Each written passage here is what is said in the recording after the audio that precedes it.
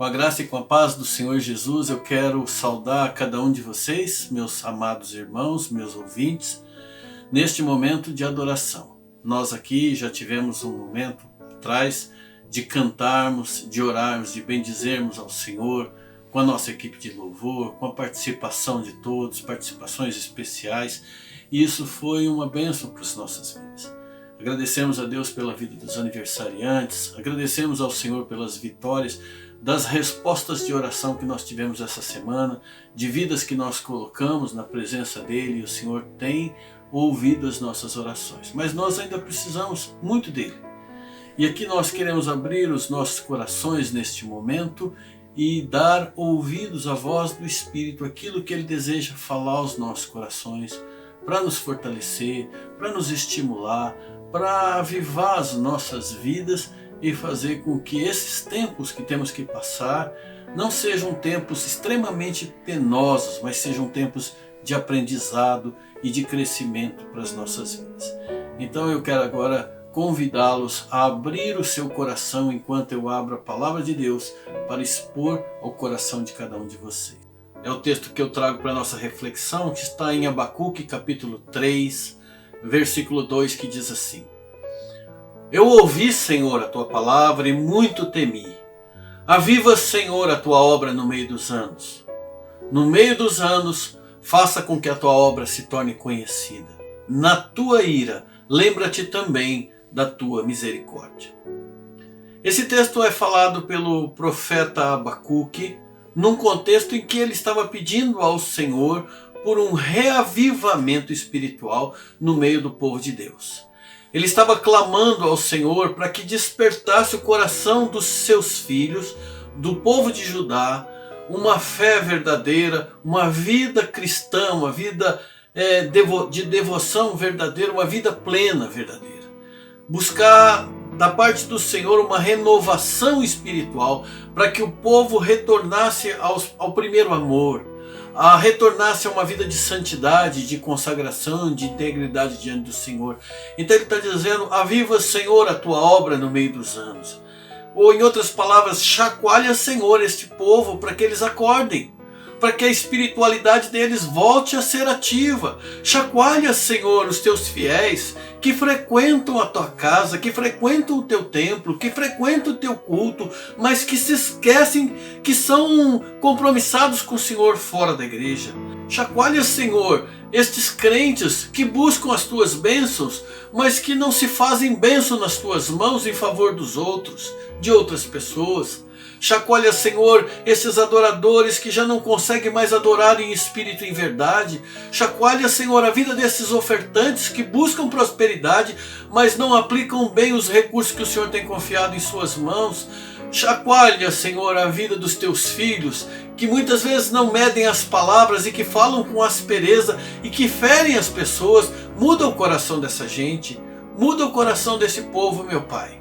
Essa gente pelo qual o Abacuque está pedindo eram os filhos de Deus. Era o povo de Deus, não eram os ímpios, não eram os gentios, não eram os estrangeiros. Ele estava falando de um povo que se chama pelo seu nome, de um povo que foi chamado para ser sacerdote entre as nações. E está dizendo: aviva, Senhor, a fé dessa gente no meio dos anos. Esse profeta Abacuque, ele tinha tanto fervor espiritual, ele tinha tanto compromisso, anseio de crescimento dele e do povo diante de Deus, que ele serviu como inspiração até para os escritores do Novo Testamento, até para autores, depois homens renomados na história do cristianismo. O apóstolo Paulo, por exemplo, se espelha nele quando ele escreve o capítulo 1 de Romanos, versículo 17, quando diz: mas o justo viverá pela fé. Ele tirou essa ideia de Abacuque. Quando ele escreve em Gálatas capítulo 3, pela lei ninguém será justificado diante de Deus, porque o justo viverá da fé. Ele está pensando em Abacuque. O autor de Hebreus, quando escreve no capítulo 10, versículo 38, mas o justo viverá pela fé, e se alguém dela recusar, minha alma dele não vai ter prazer. Ele está pensando em Abacuque. O Martinho Lutero se espelhou em Abacuque para trazer um reavivamento espiritual na igreja medieval, que hoje a gente chama de reforma protestante. E olha que esse homem viveu 600 anos antes de Jesus nascer. Ele é contemporâneo do profeta Jeremias e ele presenciou toda aquela frieza espiritual que havia na nação de Israel antes da chegada da Babilônia.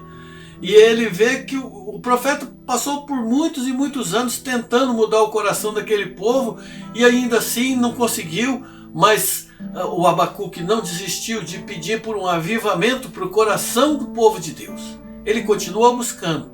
Por isso o livro de Abacuque, ele tem aqui o diálogo entre ele e Deus. São duas vozes que a gente escuta no livro. Uma é a voz do profeta clamando ao Senhor em favor de seu povo, e outra é a voz do Senhor respondendo, mostrando que traria de fato despertamento ao povo de Israel. Então vamos ouvir essa primeira voz que acontece dentro do livro, que é a voz do profeta dizendo aí no capítulo 1, versículo 2, ele diz assim: até quando, Senhor? Até quando eu clamarei e o Senhor não escutará? Até quando eu gritarei, olha quanta violência, e o Senhor nada fará? Parece um atrevimento por parte do profeta falar dessa forma com Deus, mas na verdade ele estava rasgando o coração na presença de Deus. Uma sensação de que nada mudava, de que ele orava e parecia que Deus não se importava, que Deus não estava nem aí com a sorte do povo e que Deus não estava nem sequer ouvindo a voz dele, as suas orações e as suas súplicas. Você já passou por isso? Você já sentiu alguma vez de uma ansiedade muito grande que você orou, mas parece que a sua oração não passava do teto? Parecia que Deus não se importava e não ouvia a sua oração? Essa era a sensação do Abacuque. Ele sentia que estava clamando e o Senhor não estava ouvindo. E ele estava clamando por injustiça social, contra ela. Ele não estava pedindo nada para ele. Ele estava dizendo: Senhor, quanta injustiça no meio do povo, quanto desamor no meio do teu povo, quanta violência no meio do teu povo. A impressão que ele tinha era que Deus não se importava com aquilo que estava acontecendo. E aí ele diz no capítulo 1, versículo 3 e 4, por que me fazes ver essa maldade? Por que toleras essa injustiça toda? Eu estou cercado de violência, Senhor, tem briga por todo lado, malquerência, lutas por toda parte, ninguém obedece a tua lei. E a justiça não está funcionando, a justiça é torcida em favor da corrupção, os maus levam vantagem sobre os bons. Parece até que o Abacuque mora aqui perto da gente, parece que ele está descrevendo o cenário que a gente vive hoje, de tanto desrespeito, de tanta maldade, de tanta impiedade, de uma lei que é frouxa para uns, que é injusta para outros. É por isso que o profeta chegou a pensar e a supor e até a dizer que Deus não estava vendo, que Deus não estava ouvindo. Mas como ele estava enganado, nada foge aos olhos do Senhor, nada foge ao seu controle, Deus não está desapercebido. E mesmo que a justiça não seja justa, e mesmo que o mal não pague pelo seu mal, vai chegar o dia em que todos nós teremos que prestar contas perante o Senhor. Portanto, a primeira voz que nós ouvimos no livro é a voz de um profeta clamando ao Senhor por avivamento. E agora a gente vai ouvir uma segunda voz, que é Deus respondendo a este profeta. A resposta dele está no versículo 5 do capítulo 1. Olha as nações ao redor, fiquem admirados e assustados, pois eu vou fazer uma coisa agora que vocês não vão acreditar, mesmo que alguém contasse. O que o Deus está dizendo aqui para o profeta? Presta atenção, Abacuque. Você pode até não estar percebendo, você pode até achar que eu não estou ouvindo, mas eu estou ouvindo sim, e eu já estou preparando a sua resposta. Eu já estou preparando uma maneira de despertar, de corrigir essa frieza que tem no meio do povo e que tanto angustia teu coração, e o meu também. Mas vai ser de uma maneira que você nem imagina. Vai ser de uma maneira que nem passa pela tua cabeça. Sabe, às vezes a gente espera que o avivamento venha como um pacote pronto da parte de Deus. E a gente pede: Senhor, aviva minha alma, Senhor, restaura meu vigor espiritual, eu quero crescer e tal. Mas as coisas não vêm prontas, cai do céu, e aí automaticamente a gente está firme espiritualmente. Não, não é assim. O avivamento, ele precisa começar dentro da gente. Ele começa quando há um reconhecimento do nosso fracasso, quando há um reconhecimento de que nós precisamos mudar, de que precisamos de restauração. Isso não é uma coisa que vem automaticamente. É preciso que haja essa espontaneidade. E se não houver, e se não vier por amor, virá pela dor. Vai acontecer isso. E era isso que Deus estava fazendo, para despertar o coração de Israel, de Judá, do povo de Deus, que estava adormecido, que estava esfriado espiritualmente. Deus estava despertando o coração de gentios, de gente ímpia, dos caldeus, da Babilônia, para virem e chacoalhar e acordar e despertar o coração do povo dele. A justiça de Deus estava chegando e o povo nem se dava conta disso. Mas essa resposta não foi o que o Abacuque esperava mesmo. Ele queria que Deus fizesse alguma coisa para mudar o coração do povo, para trazer despertamento. Mas o que Deus respondeu para ele deixou ele muito mais apreensivo do que ele estava antes. E ele estava dizendo: Senhor, eu quero que o Senhor mude o coração do povo, mas isso é duro demais, os caldeus são muito cruéis. Por isso ele vai e clama novamente ao Senhor, dizendo lá no capítulo 3, versículo 2, eu ouvi a tua palavra, Senhor, e isso, por causa dela eu muito temi. Aviva, Senhor, a tua obra no meio dos anos. Faça com que a tua obra seja conhecida por esse povo. E no meio da tua ira, lembra-te também da tua misericórdia. É interessante essa palavra que ele repete várias vezes aqui. Aviva, Senhor, a tua obra no meio dos anos. Por que ele está dizendo no meio dos anos? Por que não no começo dos anos? No final da vida cristã, aviva a minha vida. Ele está dizendo no meio dos anos, porque é no meio dos anos que a nossa fé muitas vezes corre o risco de começar a esfriar.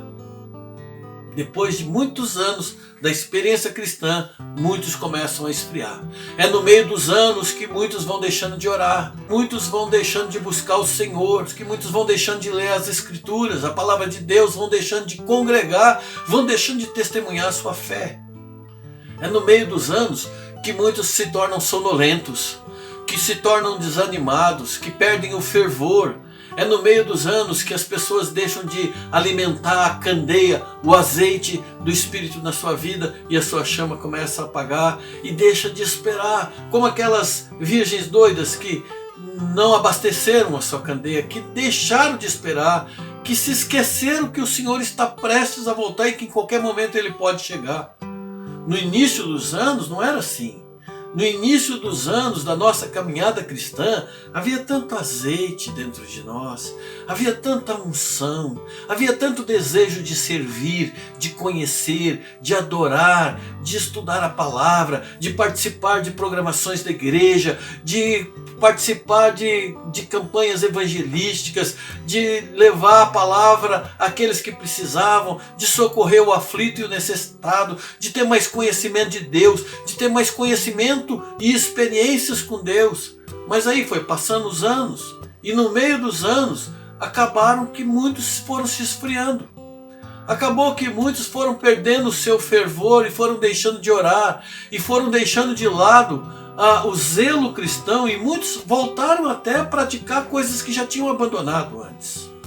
Então a grande questão aqui é que o profeta queria sim um avivamento espiritual para Israel, mas não daquele jeito que Deus estava falando.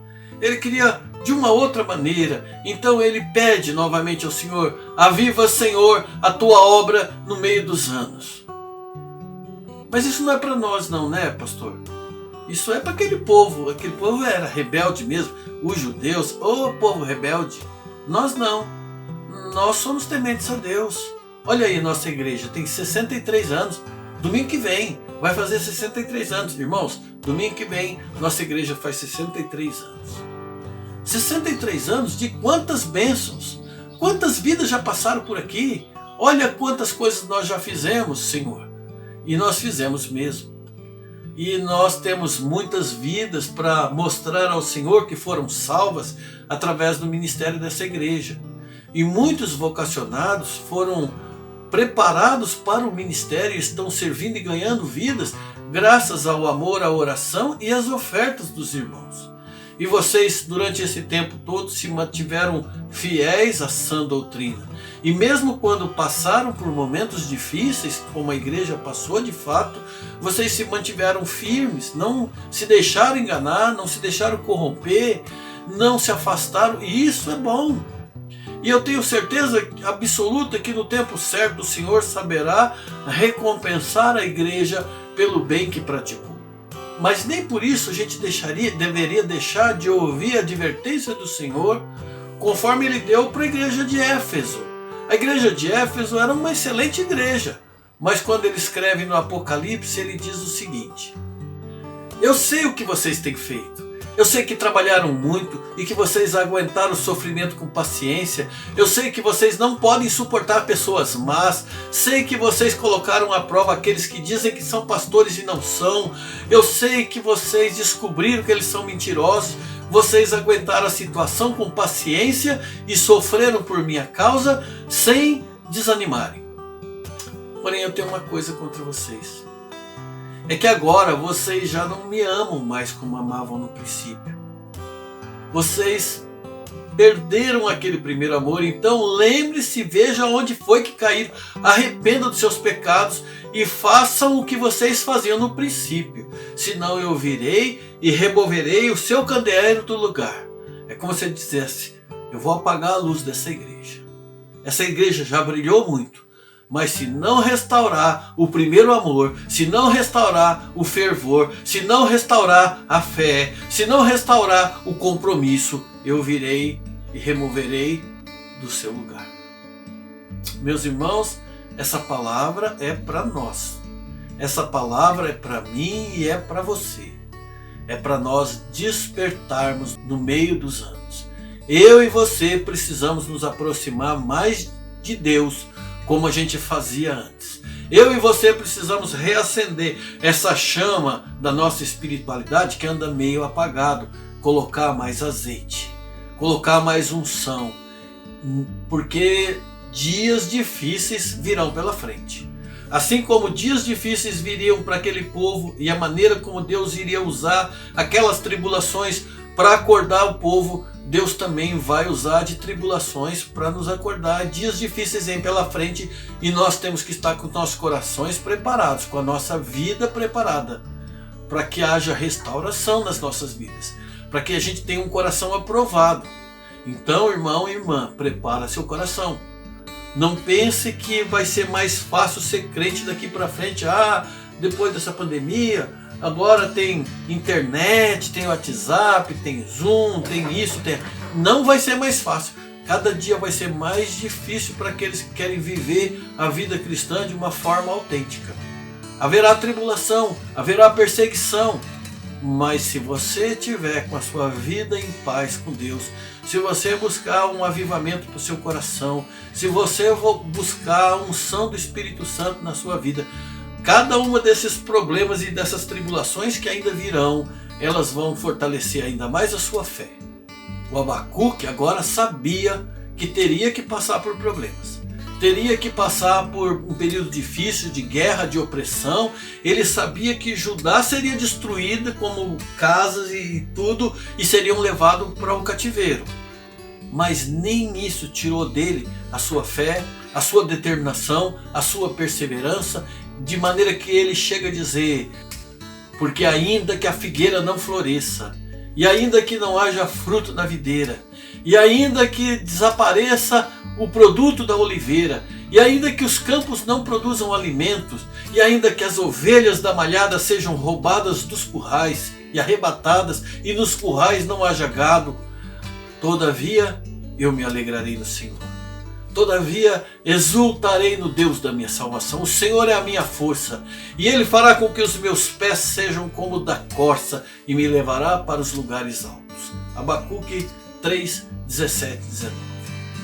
A pandemia, meus irmãos, é só o começo dos dias difíceis que estão por vir. E Deus vai usar desses dias difíceis para chacoalhar a igreja, para chacoalhar aqueles que estão adormecidos, para aqueles que estão dispersos, para aqueles que esfriaram na sua fé, para despertar os sonolentos, para fortalecer os desanimados, para avivar os debilitados.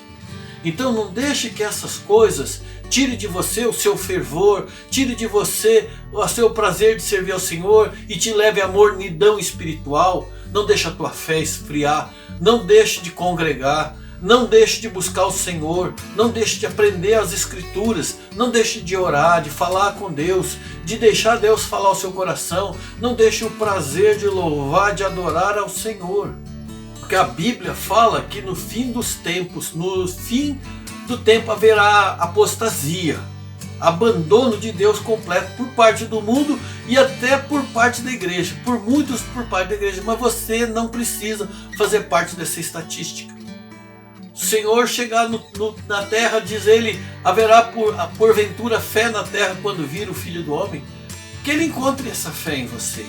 Que você seja marcado por essa fé, perseverança, alguém que não desista. Aviva, meu irmão, minha irmã, aviva a tua fé no meio dos anos. Desperta, ó tu que dormes, o dia do Senhor se aproxima.